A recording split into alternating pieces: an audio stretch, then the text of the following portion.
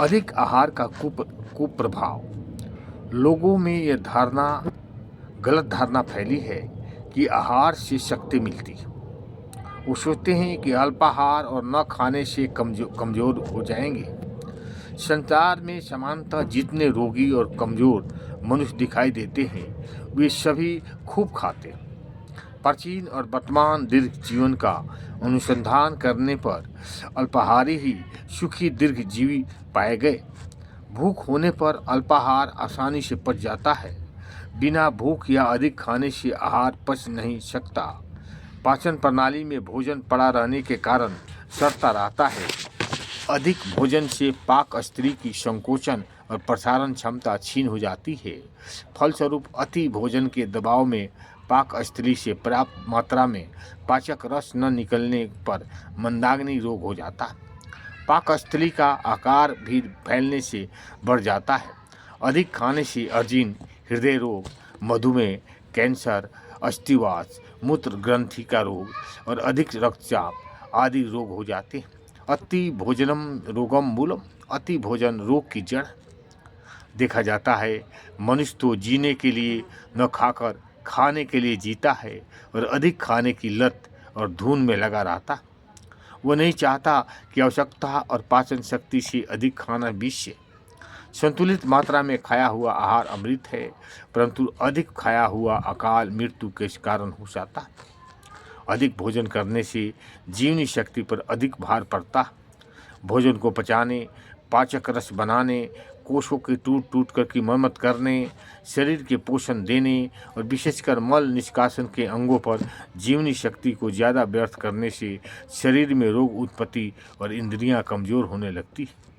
अति आहार की सड़ांग सड़ने पर संपूर्ण शरीर पर विषैला प्रभाव पड़ती, परंतु संतुलित आहार से जीवनी शक्ति सुचारू रूप से अपना कार्य कर सकता। ईरान के प्रख्यात कवि शेख सादी के कथानुसार इतना अधिक न खाओ कि भोजन फिर तुम्हारे मुंह से बाहर निकल आए, और इतना थोड़ा भी न खाओ कि आत्मा प्राण तुम्हारे शरीर से बाहर निकल जाए। मेडफेने ने आज लोग जिस मात्रा में भोजन करने के आदी हो गए हैं, उनकी 1/4 मात्रा से ही उसका काम आराम से और सरलता को चल सकता। आवश्यकता से अधिक भोजन करने से फलस्वरूप तरह तरह के रोगों से पीड़ित लोग समय के पहले ही मर जाते। व्यायाम के साथ बलवान अधिक भोजन पचाने की क्षमता प्राप्त कर अधिक बलवान बन जाता है, परंतु वह बाद में असाध रोगों का शिकार होकर अल्पायु में ही मर जाता है, क्योंकि आगे चलकर उसकी जीवनी शक्ति मंद गति से काम करने लगती। कम भात में दूना बल, अधिक भात रसातल। नेपोलियन बोनापार्ट ने कहा है कि कम खाने वालों की अपेक्षा ज़्यादा खाने वालों की मृत्यु अधिक होती है। More people die for eating too much than for eating too little. Napoleon.